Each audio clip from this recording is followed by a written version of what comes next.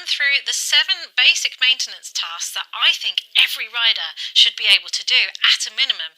And that's not a snobbery thing, that's because I think these tasks are easy to learn and hard to get catastrophically wrong. And it will make you feel more confident in looking after your bike, and if you can look after your bike, it will look after you.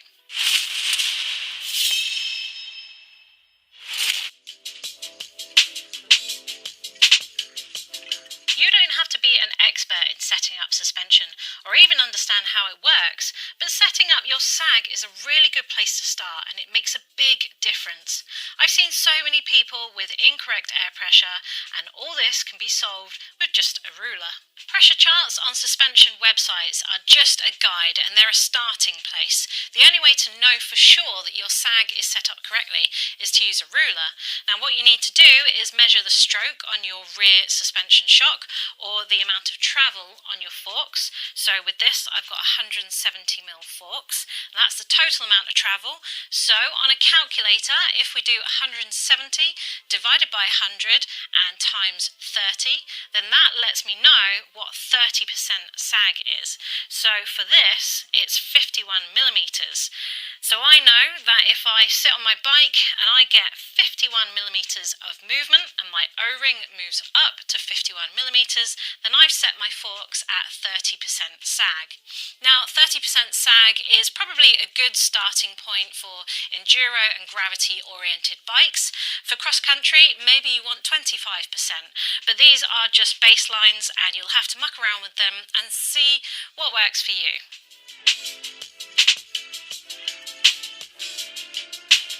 Whether you get a local bike shop to refresh your gear cables or if you've done it yourself, they'll almost certainly get slack after a few rides and that will cause the gears to skip and crunch. This is totally normal and to be expected with all new gear cables, but you'll need to know how to tighten them back up afterwards. So if you've got new or recent cables and you're trying to shift up into a bigger or an easier gear on the cassette at the rear and it's not going, perhaps it's flicking or it's just not moving at all, there's not enough tension on the derailleur to move it. And this isn't a problem with your derailleur, you're not going to have to play with that, you just play with the barrel adjuster up here. So if you're looking directly down at the barrel adjuster, down the shifter, you want to be moving it anti-clockwise, which will move the outer cable away from the shifter and it will put tension on that inner cable, and that should help you move your gears up into that easier gear. Now tip 2 is to always do this change while you're pedaling the bike. Now this could be moving it in a stand like I've got here, or it could be pedaling the bike out on the street. Make that shift. If it doesn't move, keep adjusting the barrel adjuster anti-clockwise until it does shift, and that should solve the problem going forward. We all get punctures, and whether you are tubeless or still running tubes, you'll probably need to change a tyre at some point. I've heard some horror stories before, but I swear most of these problems can be solved if you tick off the following tips. My first big tip to remove a tyre is to make sure there's no more air in there at all. This will make it easier to manipulate. And then my next tip is to move it off the shoulder of the rim, break the bead off and move it into the central channel of the rim. This central channel will have a slightly smaller diameter than the shelf of the rim, and this will leave your tyre feeling a little baggier and much easier to get a tyre lever into. My next big tip is to have at least 2 levers, better to have 3 as well. And definitely you want some nylon or plastic levers, not metallic, because they will damage your rims. So make sure they're softer than your actual rim material. And also if you can get hooks on the end, then these go a long way to holding the tyre over the rim and hooking into your spokes. And that way you can use 2 on either side, hooked over onto your spokes, and then you can even use a third one in the centre to leverage it out and rotate it all the way around the rim to get it off. Now once you've done your repair or put your inner tube in, a similar principle applies to earlier, where it makes things a lot easier if you can get the bead of that tyre into the centre of the rim, and that means it won't be so tight when you chase it back round. You should be good to go. We mentioned torquing up bolts a lot, but what does that actually mean? Now, a torque wrench basically controls the amount of leverage you push through a bolt.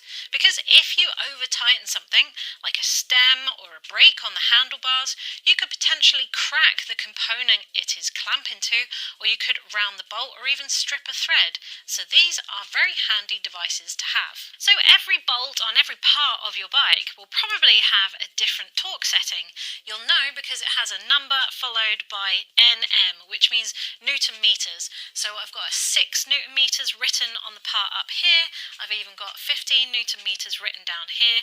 And if any of the bolts don't have any writing on them, then do check your website or the manual for your parts to see what the torque setting is for that. So something like this preset torque driver only has one setting. So as you can see, it's got a big 5 on there, and that is 5 Newton meters. So it'll click as soon as it will get to 5 Newton meters, and it won't let you tighten anything beyond that. So for a bike, I think it's good to get an adjustable one like this, where you can rotate the dial to the appropriate Newton meters. So we can choose 4 or 5 or 6 on this one. Alternatively, you might see these ones are more popular, and this will allow you to go down to decimals of Newton meters as well. Now all you have to do is dial the bottom in order to get your correct torque setting in the window, and then you also have some extra adjustment to get 0.5, 0.8 and different decimal versions of that Newton meters as well.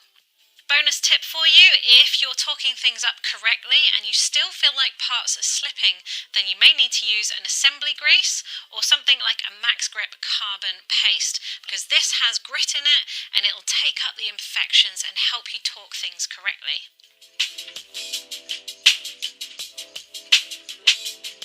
Tubeless tyre plugs are brilliant inventions. They mean that we can often fix a puncture without taking the wheel off the bike or even the tyre off of the rim. Now, my big tip for you is to find the hole by using your ear and the side of your cheek and move that wheel around so that you can hear and feel the air. And then you'll find the hole and be able to plug it.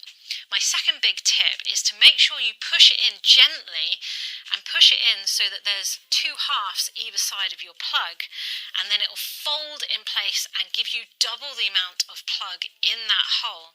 And you want to push it gently in enough that the end is just poking out, enough so that it doesn't go into your tyre, but also you don't want too much sticking out of the tyre, as the trail might rip it out along your way.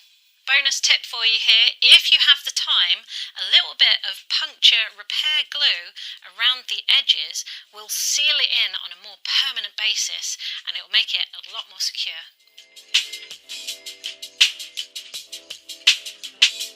A loose headset is actually really common, but it's one of the simplest things to fix. So if you feel a knocking in the front of your bike, perhaps a rattle, or maybe your bike's even juddering when you apply the front brake down a hill, that's probably a loose headset.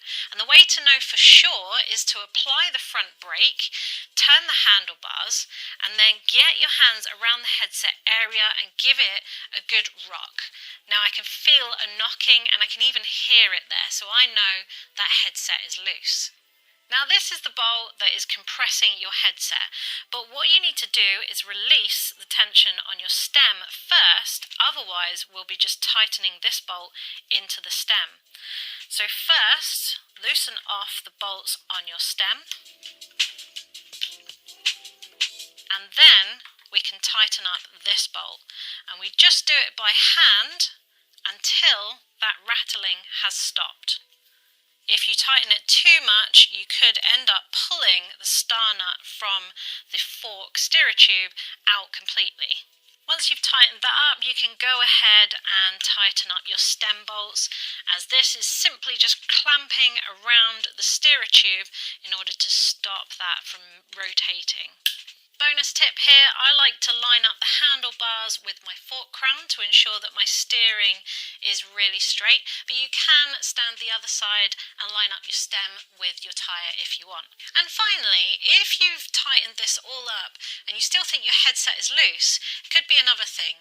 Try undoing the top bolt and having a look at how much gap there is between the steerer and the top of the spacer or the top of the stem. There should be 3 to 4 mil difference in order to compress the headset enough. If your brakes are really noisy, perhaps they feel quite draggy, or if you spin your wheel and they come to an abrupt stop, chances are you need to realign your caliper. Now that sounds really scary, but it's actually really simple. So this noise here is the disc rubbing on the left-hand side of the pads, and that just means that this caliper is not central around the disc. And all we need to do is loosen off both bolts for this caliper, and we can see that this caliper is now loose to move. So we can move that and make sure that the disc is now central. So, with all your fingers out the way of the disc and the tyre, moving it will allow the disc to rotate freely inside.